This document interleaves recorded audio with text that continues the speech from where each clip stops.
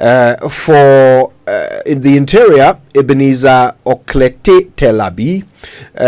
Defense will have Ernest Broja Jimfi. Education has Clementa Park. Energy and Green Transition, Richard Jan Mensa. Roads and Highways, Al Hassan Suhini. Justice and Attorney General will be Justice Sremsai. Yeah. Lands and Natural Resources will see Yusuf Suleimana stepping up to the plate. Local Government and Chieftaincy and Religious Affairs will have Rita Na Odole Soa going there. For Works and Housing and Water Resources, Gabriela Tete Agbotui is the one chosen by the President. Tourism, Culture and Creative Arts will have Yusuf Isaka Jaja, and Food and Agriculture has John Kofi Seto Dumelo. Now, a special for the Ministry of Trade, Agribusiness and Industry, we have Samson Ahi going there, and then there is a special, so it's actually 13 deputy ministerial portfolios, and then there's a new portfolio.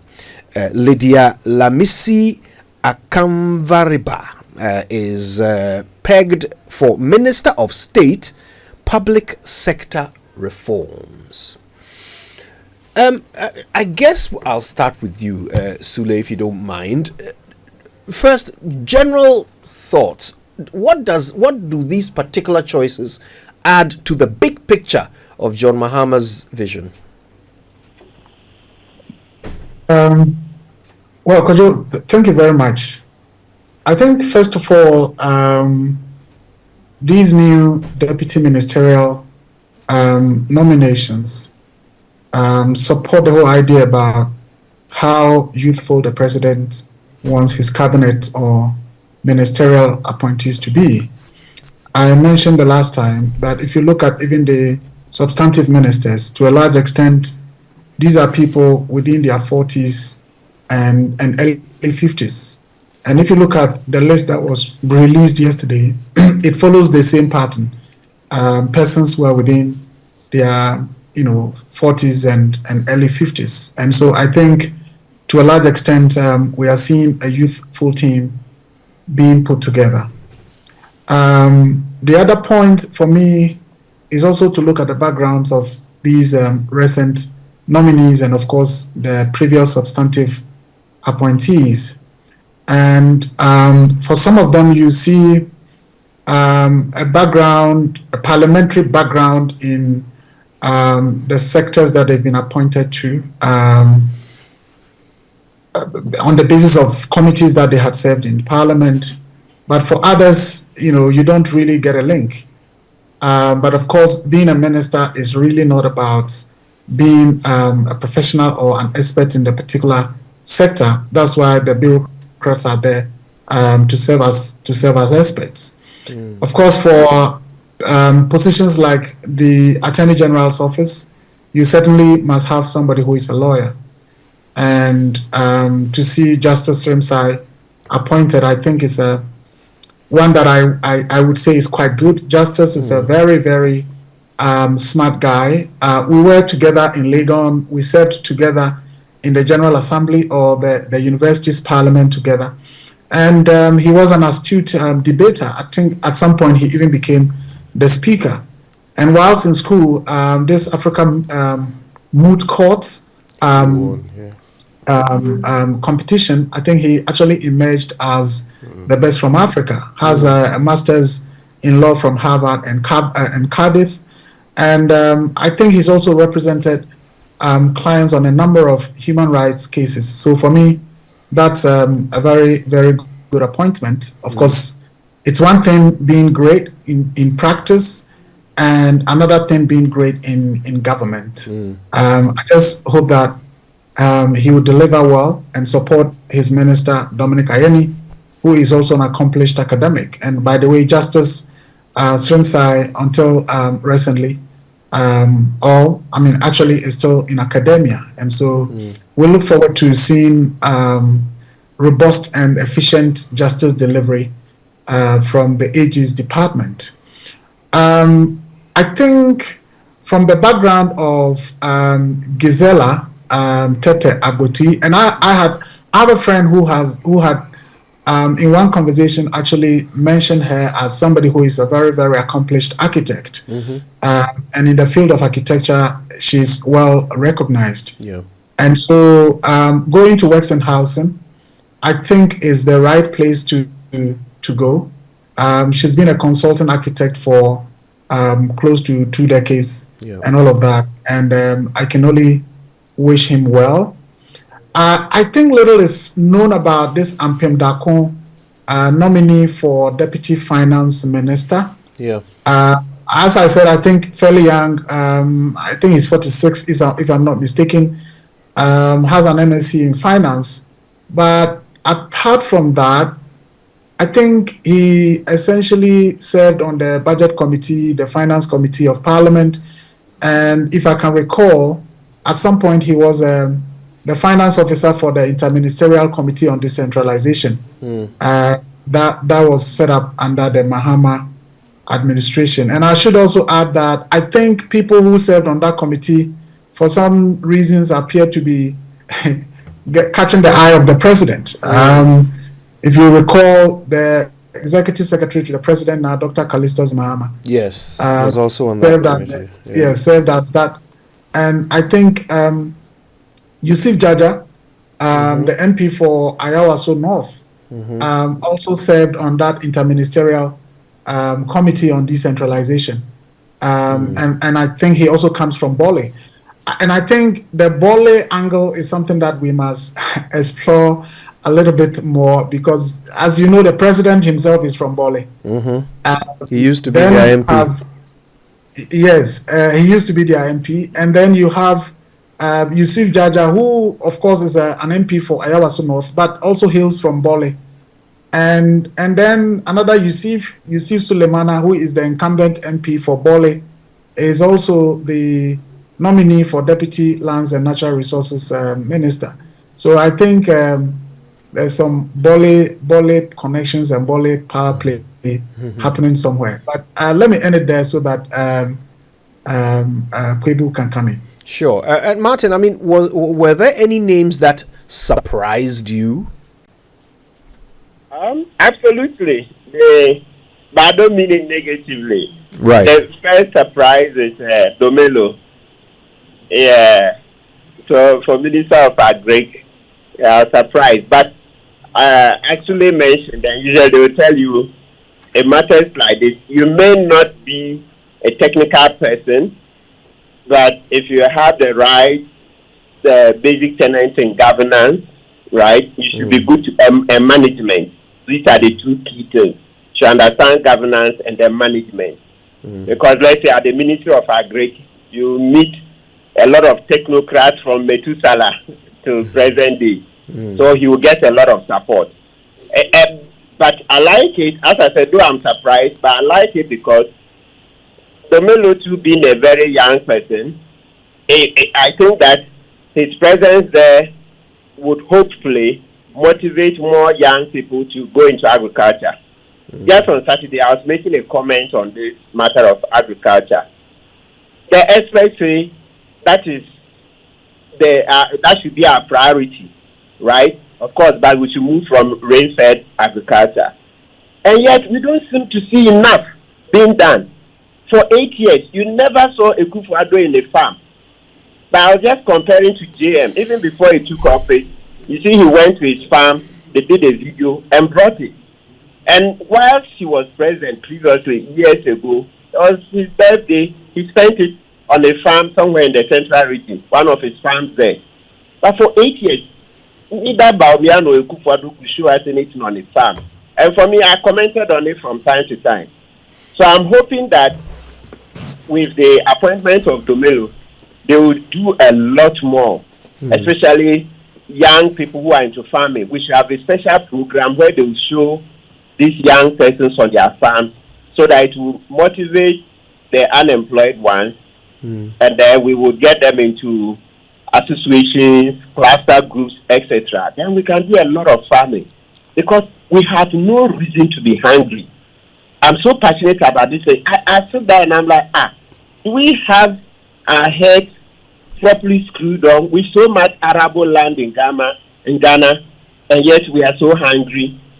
So I'm happy about the choice of the Melo. I just pray that he uses his influence well to get a lot of our young people on board. I mean, is it fair, though, to say that he's not a technical person? He is a successful farmer himself, is he not?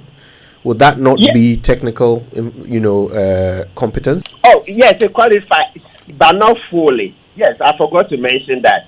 Yes, so when I said his presence will motivate people, actually, I was building on that fact. Oh, I've seen him. Somebody even says that maybe it's an exaggeration, but there's some truth in it.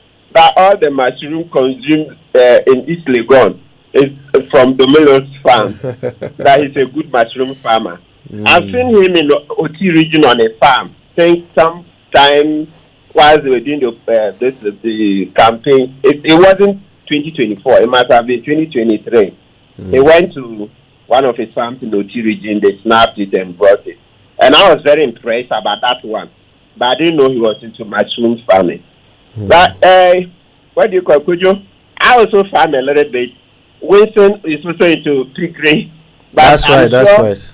If we second deputy compared our skill set with the experts at the ministry, we are not up to scratch generally. That's what I mean. Fair enough. But it's a fantastic choice. And that's why I said I don't mean negatively. I actually like that because the Melo is very popular from the creative industry. I'm hoping that his presence there would help galvanize support for youth in agriculture so that we can solve this issue of food insecurity. Right. Now, one of the things that came out quite prominently during the campaign was the criticism that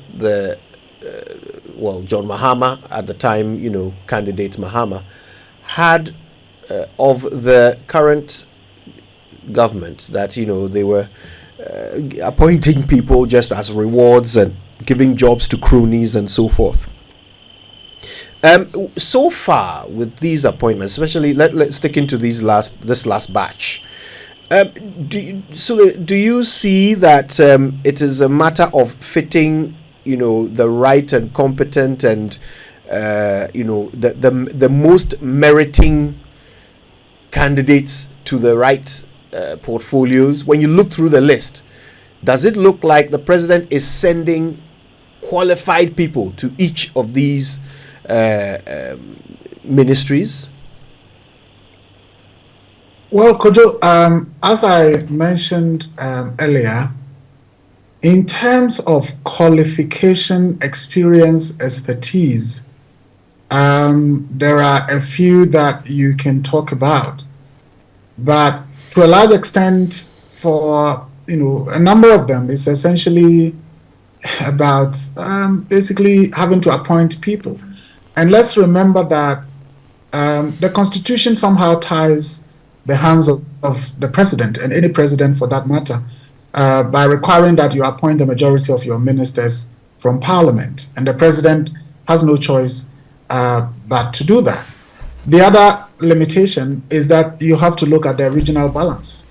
And so even if you have as many people competent and qualified in certain areas, but all coming from the same region, it becomes difficult for you to do that. So if you look at, and I think there is some bit of permutation also. So you take roads and highways, for example, and I don't think that Honorable Suhini, our former colleague journalist and a good friend, is somebody that we would say has expertise in roads and highways or engineering or anything. But his minister, Kwame Abuja, is an architect and has experience in that sector. And so you would say that, well, there will be some complementarity. Suhini may bring some background, but the substantive minister is an architect, and therefore that's his area. You look at the substantive minister for lands and for works and housing, and I doubt that is his area. And so you have Gisela, who is an architect, a consultant architect for that matter, going to that sector and having served in the Works and Housing Committee of Parliament for some time. As I mentioned, Richard Ampimdako for Deputy Finance, I don't find that his credential and background and experience and all of that is really, really strong, particularly at a time when our economy is in crisis and you need finance wizards to really help the situation. He was one time MCE in the Sujaman district. After that, as I mentioned, essentially served on the Budget and Finance Committee of Parliament and serving as the finance person for the Interministerial Committee on Decentralization. Now, you take, of course, Justice Rimsai is really, that's his field, and you cannot take away anything from him. One of the MPs who was named nominee for public sector reform, it's quite curious. I know her a bit. She comes from my area. She's the MP for Timpani, 52 years, and formerly a nurse, and she has LLB. There is little known about her expertise and experience when it comes to public sector management and public sector reform for that matter. But again, given that it's not a ministry, but a minister of state to bring up conversations about public sector reform, I think that could be said to be okay. Yusuf Jaja, tourism, as I said, also from Bole, 45 years, so quite youthful.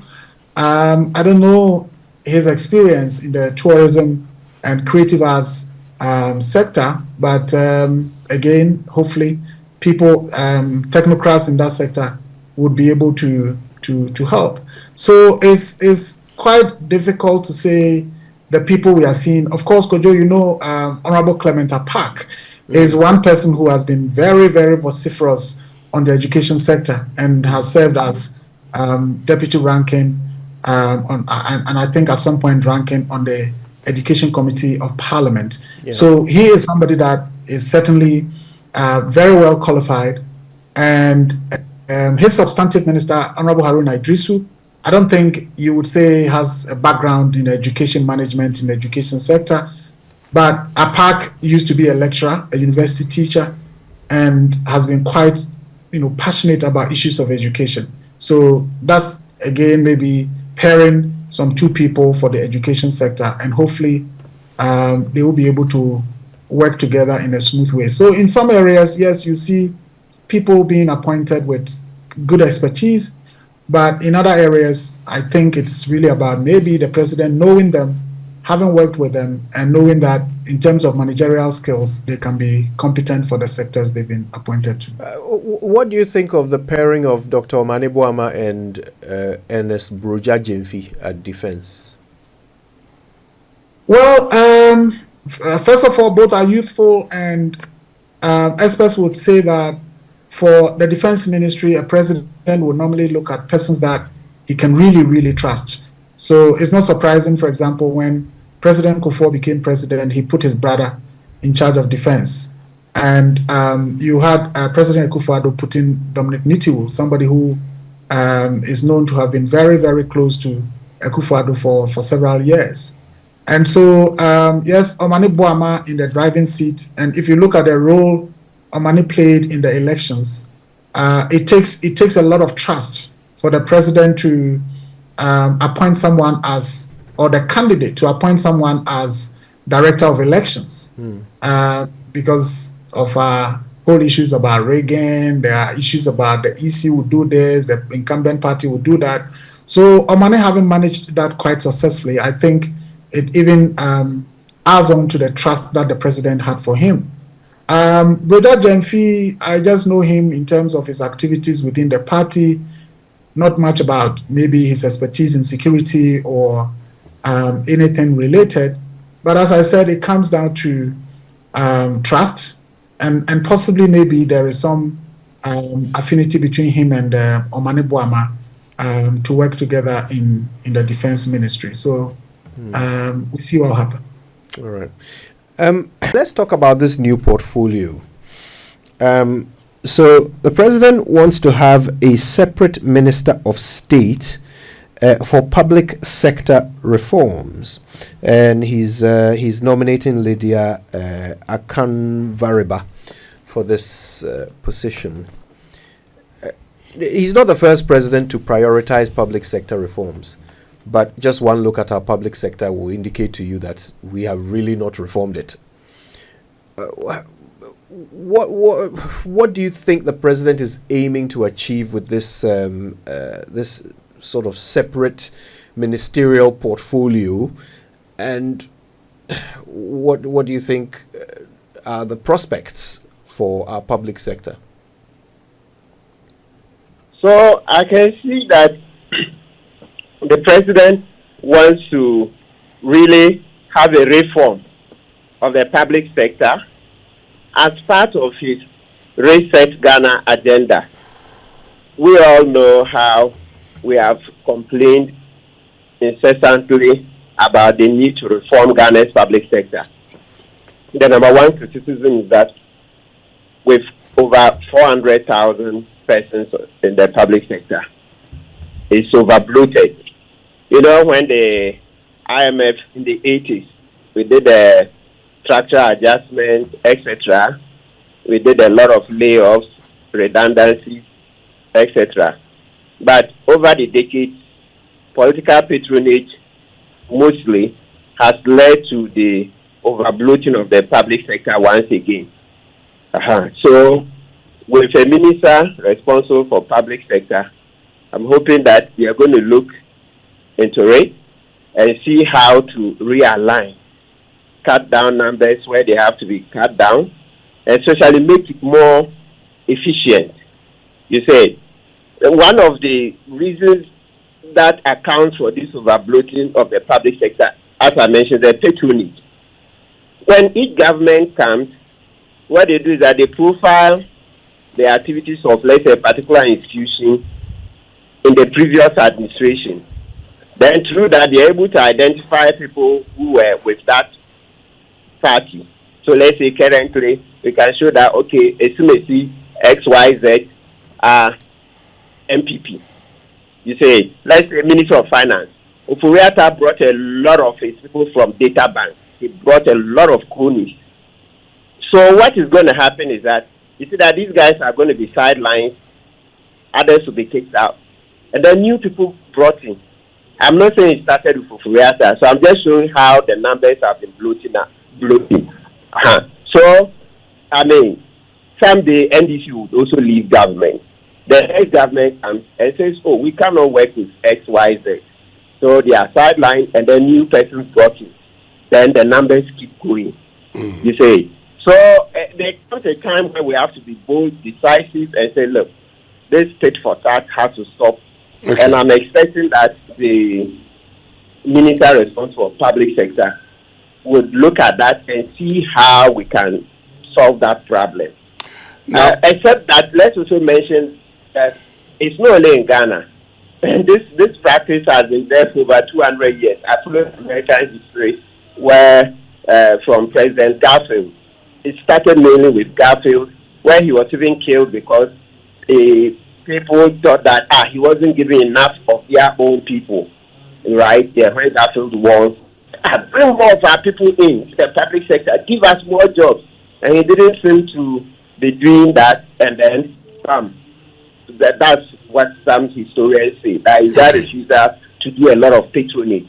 So I understand that it's all over the world, or let's say a lot of other countries, right? But we have to solve it because we can't keep increasing the numbers. Now Martin, so talking about is that Lydia Akanvariba and the president will be bold and let's have proper reforms and to reduce those numbers. Okay, Martin, and talking about solving it, let's look at the suitability of the candidate, the suitability of the nominee who's going to be the Minister of State in charge of public sector reform. So we tried it before under J. Kufuor. It was Dr. Papakwesi Indu. We know him. We know what he had done. Then under the NDC administration, I think of President John Dramani Mahama and President Mills and Vice President. Around 2013, yes, we brought in Alhassan Azong as Minister in charge of public sector reforms. You're looking at Lydia Lamisi Akamvariba. She's a nurse. Then, yes, eventually went ahead to work at NADMO and then became a member of parliament.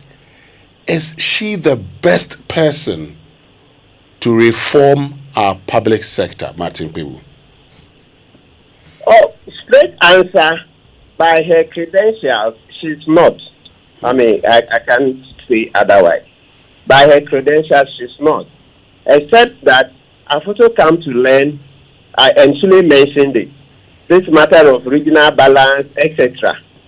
So it makes it difficult to go beyond saying that she's not, to say that it's yes, but Martin, since you raised regional balance, we know Dr. Dominic Ayene comes from the Upper East region, of which she comes from. So, and he's a cabinet minister. Regional balance fulfilled. Must she necessarily then, having removed that one, be made a minister in charge of an important sector, public sector reforms? Yes, so once again, I think maybe that would have been helpful if we got insight from those who are responsible for doing the permutations and seeing to the alignment to ensure that we comply with the constitutional provision on diversity, the regional balance, etc. Because, I mean, as I said, by qualification, no. And when it comes to practice, it doesn't appear that that one is better either. But for JM to have given her the nomination, it tells you that there is something else. Because obviously JM knows that Ghanaians will be. We will scrutinize it to the hilt. And so for him to have gone ahead, it tells me that there is something they know that we don't. So maybe we should pray for an interview on that matter so that he will explain exactly. Because this is too glaring. It's too glaring that by paper qualification, she's not the right candidate. And when it comes to practice, she doesn't appear to tap it either. So there must be something. I mean, especially in the context of Ghanaians being very angry and asking for the best in all sectors, such an appointment must really be hinged on something that you and I don't know. So I believe that we should ask for an interview. The president should respectfully, specifically, give us insights on what went into that. Then we can, give judgment. Okay. Now, Sule, you raised that issue briefly because, as you know her, nursing officer, having worked at the Boku Presbyterian Hospital, then gets to work with NADMO. She's in Accra. Her husband, David, who was contesting the election on a ticket of the NDC, dies in 2019. She becomes the candidate, then beats Joseph Bemka and becomes Member of Parliament 2021.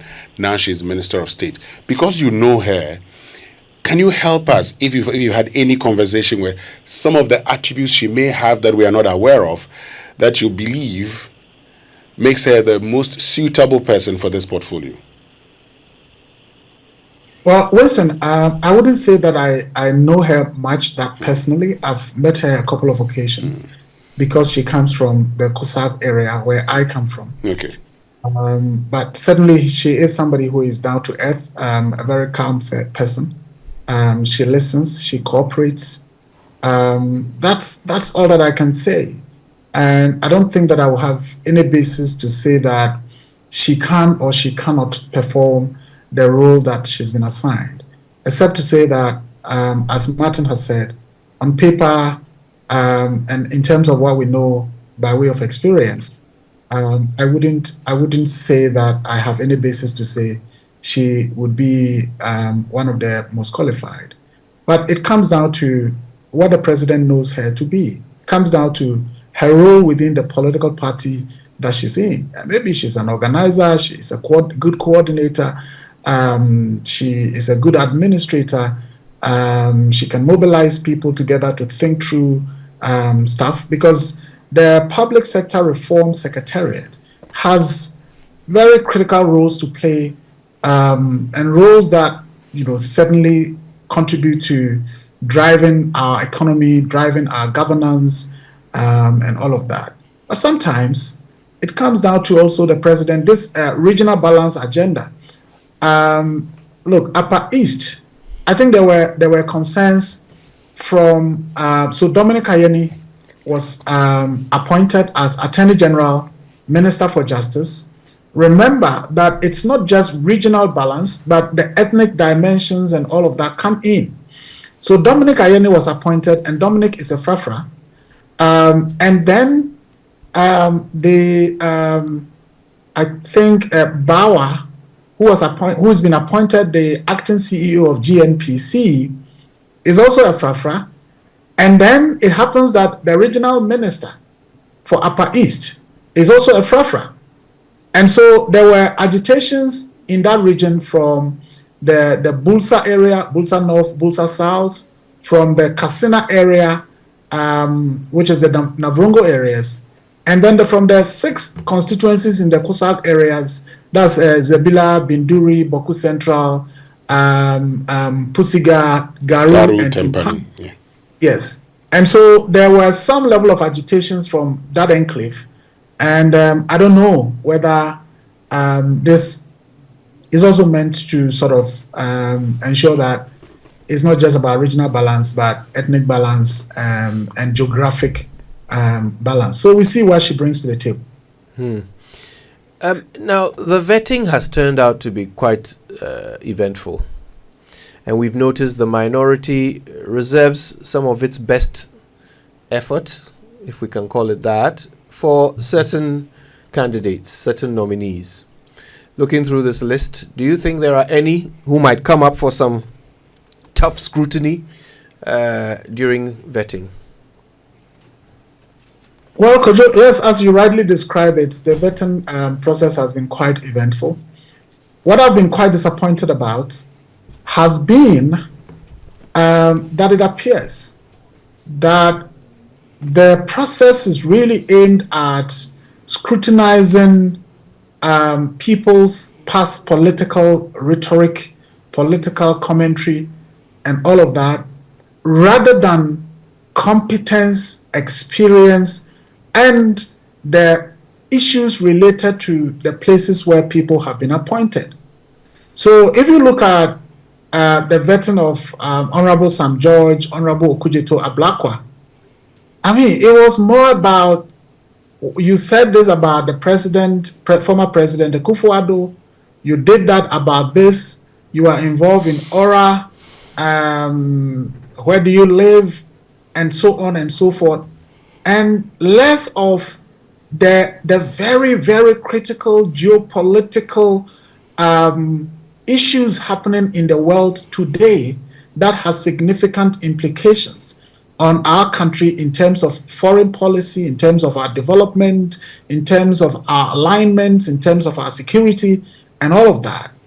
And again, what has been quite disappointing for me is if what I read, and if that is really the true account of the situation, the 2 occasions were, or the 2 nominees on which the minority declined support or declined participation have been Okujeto and Sam George. And in the case of Sam George, I think I read that he said something about against the former president and the Chief Justice. And this for me is quite shocking. Is the minority or the MPP group saying that it is a crime to have been critical of the president or the Chief Justice? I thought that, I mean, we are in a country where equality before the law, people can express their opinion, and so on. And when it comes to Okujeto Ablakwa, what is the crime?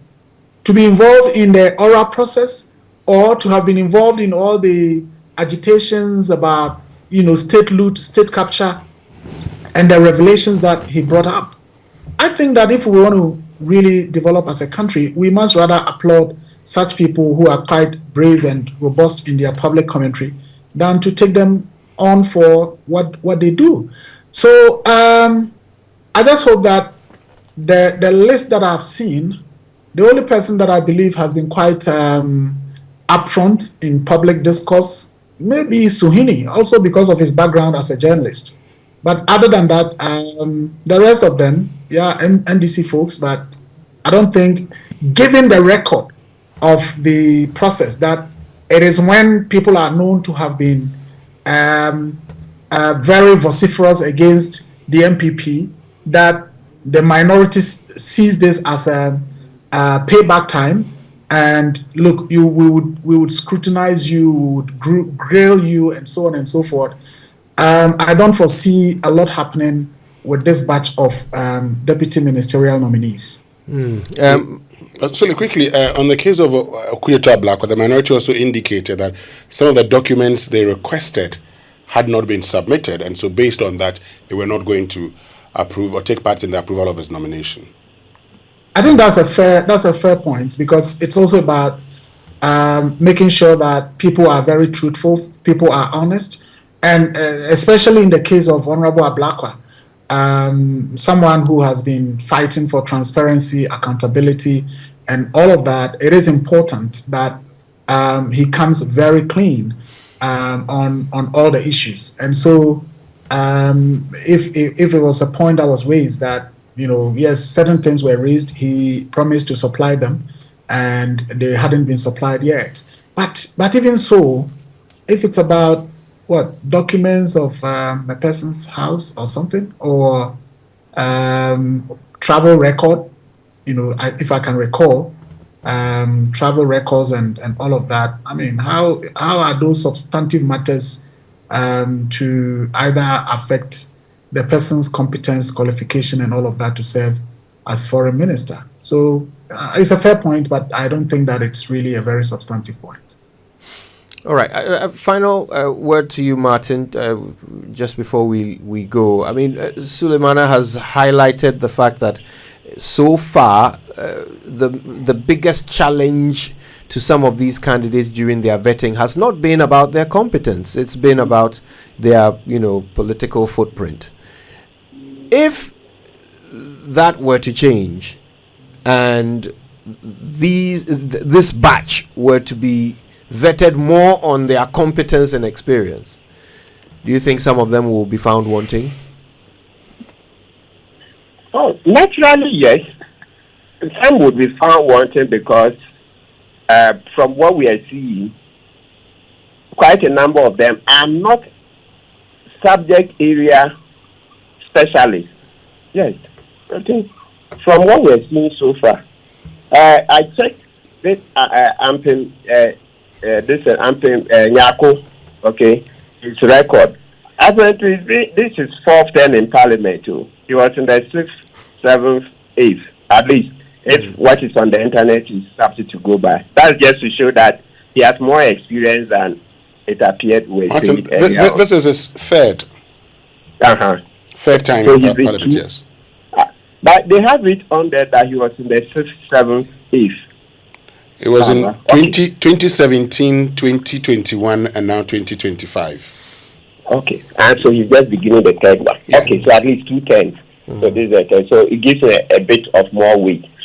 Before we continue, could you to your substantive question? Look, the elephant in the room is Adongo. Please. President Mahama has to do something about Adongo's case.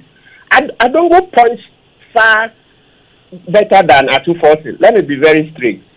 When it comes to the economy, Adongo had no class lead. He was head and shoulders above Atufortin. So please, there, let the appointments reflect. We beg. It's not a command. It looks very lopsided without Adongo in there.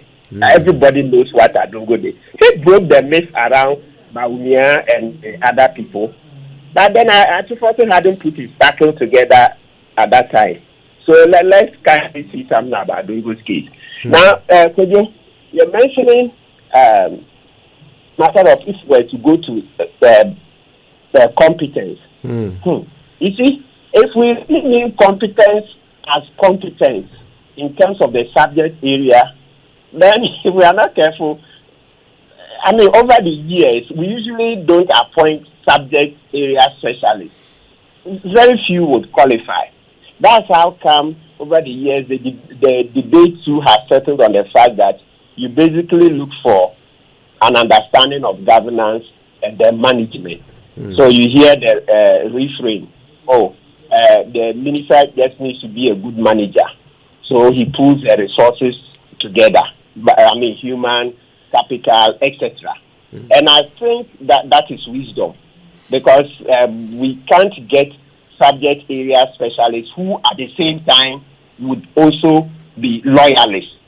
You see, when they're doing these things, there are a whole lot of factors the politicians look at. So the saving grace is that at least we have the technocrats in there who would support the minister.